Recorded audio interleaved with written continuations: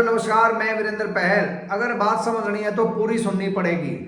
और अगर आप इस तरह की सच्ची और बेबाक खबरें जानना चाहते हो तो मेरे चैनल को सब्सक्राइब जरूर करें। आज का मुद्दा है हरियाणा प्रदेश अध्यक्ष मोहनलाल बड़ोली और रॉकी मित्तल का, जिनकी मुसीबतें दिन प्रतिदिन बढ़ती जा रही हैं। आए दिन नए नए उनके अंदर चीजें आ रही हैं, नई नई जानकारी निकल करके आ रही है और इसमें दिन प्रतिदिन जो शिकंजा है वो कहीं ना कहीं मोहनलाल बड़ोली और रॉकी मित्तल के ऊपर कसता हुआ नजर आ रहा है। एक तरफ तो जो सारी चीजें आपने जानी थी वो थी, और दूसरी तरफ बीजेपी के हरियाणा के जो मंत्री हैं अनिल विज,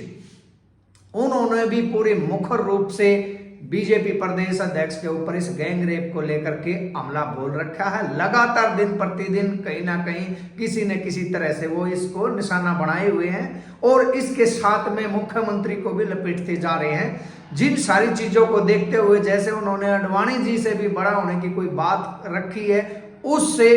जो बीजेपी का शीर्ष नेतृत्व है उस पर भी उसने दबाव बढ़ा दिया है। और इन सारी चीजों को और पार्टी पवित्रता की जो बातें कही जाए उसको देखते हुए ये निश्चित हो चुका है कि जो मोहनलाल बड़ोली बीजेपी के प्रदेश अध्यक्ष हैं, अब उनका पद से जाना तय है कि और इस अब तक जो पद पर बने हुए हैं उसका एक मुख्य कारण यह है कि दिल्ली के अंदर विधानसभा चुनाव चले हुए हैं और चुनाव में वोटिंग से पहले अगर प्रदेश अध्यक्ष को इस तरह के आरोप के चलते पद से हटाया जाए तो चुनाव प्रभावित हो सकता है। इसलिए भी अभी तक इनको कोई पद से मुक्त करने की कार्रवाई नहीं हो रही है।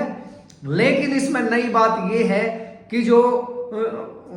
पीड़ित लड़की की सहेलियां हैं दिल्ली से, वो हैं आए दिन किसी न किसी हरियाणा के शहर में इस न्याय की मांग को लेकर के और बड़ोली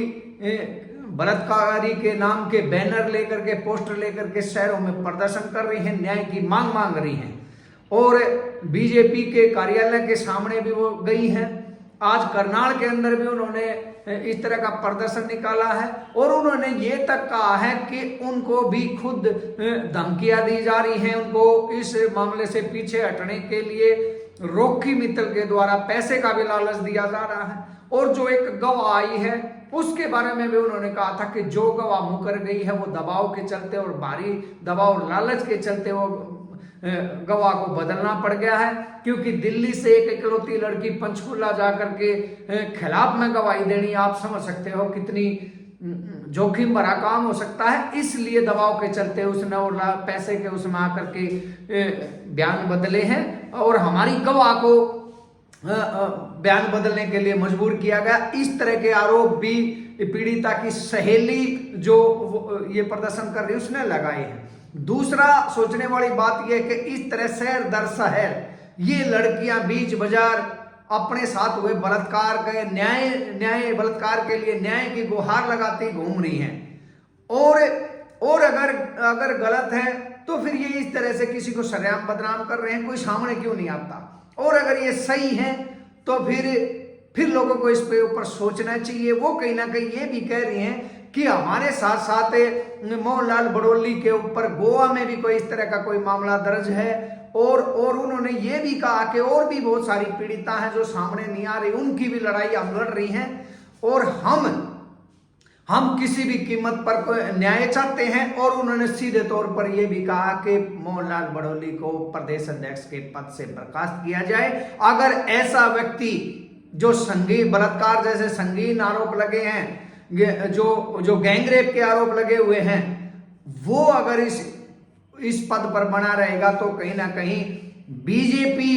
का एक चेहरा जो है वो पूरी तरह से ये क्लियर हो जाएगा कि बीजेपी बलात्कारियों की एक पार्टी है और बहन बेटियों को जो नारा सुरक्षित का नारा था वो बिल्कुल बेबुनियादी नारा है, ये भी वो कहती हुई नजर आई है। और लगातार आए दिन एक नए शहर में जाकर के वो